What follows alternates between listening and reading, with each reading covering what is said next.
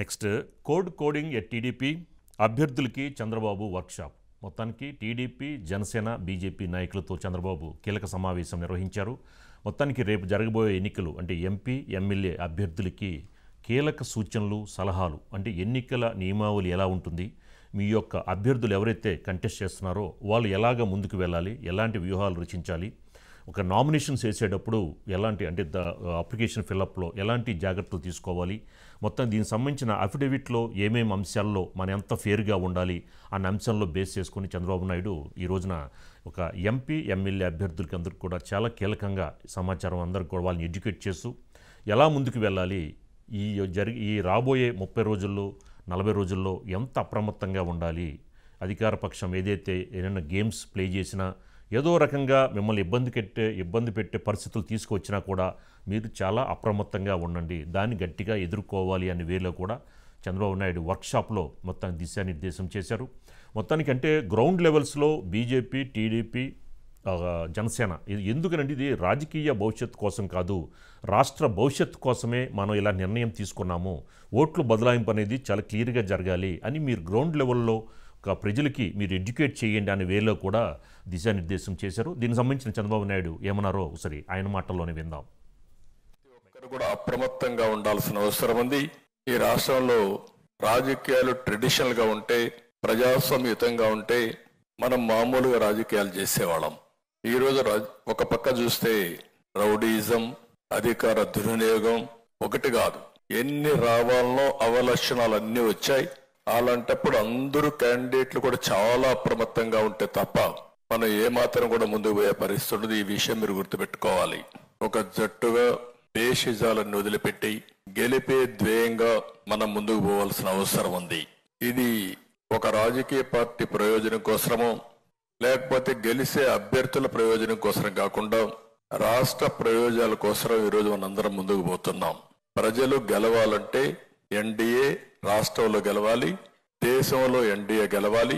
గాడి తప్పిన పరిపాలన ఘాట్లో పెట్టడానికి మనందరం కూడా సహకరించాల్సిన అవసరం. మొత్తానికి దిశానిర్దేశం చేశారు. మొత్తానికి జరగబోయే ఎన్నికల్లోకి ఎలా ఉండాలి, ఎలా ముందుకు వెళ్ళాలి అని ఎంపీ, ఎమ్మెల్యే అభ్యర్థులకు కూడా Chandrababu Naidu power point presentation ద్వారా వాళ్ళకి దిశానిర్దేశం చేశారు. దీని మీద మనకి మరింత సమాచారం మా కరెస్పాండెంట్ అనిల్ అందిస్తారు. అనిల్. రాజు గారు, ప్రధానంగా ఈసారి ఎన్నికలు తెలుగుదేశం పార్టీకి చాలా కష్టతరంగా పరిస్థితి.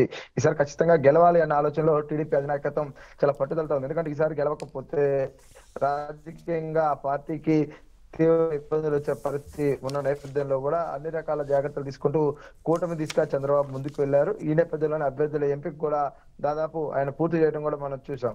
అయితే ప్రధానంగా ఈ ఎన్నికల్లో అధికార పార్టీని ఎదుర్కొని నిలబడడానికి అవసరమైనటువంటి అంశాలపైన ఈ రోజు వర్క్ షాప్ నిర్వహించారు చంద్రబాబు. ఈ వర్క్ షాప్ కి జనసేన, బీజేపీ నేతలను కూడా ఆచారు.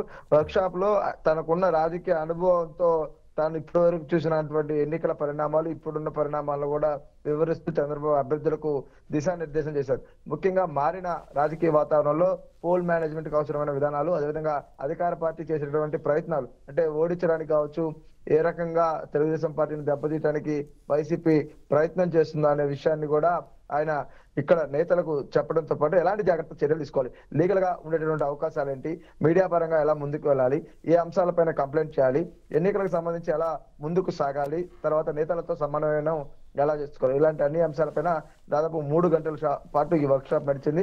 ప్రధానంగా మొదటి 1 గంట పాటు మీడియా సమక్షంలో అన్ని విషయాలు చెప్పినా ఆ తర్వాత అంతర్గత భేటీలో మాత్రం కీలక అంశాలపైన చంద్రబాబు అనేక సూచనలు చేశారు. అదేవిధంగా సర్వేల ఆధారంగా అభ్యర్థుల ఎంపిక చేయడంతో పాటు రాబోయే రోజుల్లో ఎన్నికల ఏదైతే నామినేషన్ ప్రక్రియ ముగిసే వరకు వీళ్ళ మీద ఎలాంటి మానిటరింగ్ ఉంటుంది అన్నది కూడా చెప్పడంతో పాటు గెలుపుకి ఏ విధంగా ముందుకు వెళ్ళాలనే అంశాలపైన కూడా చంద్రబాబు చాలా స్పష్టత ఇచ్చినట్టు తెలుస్తుంది.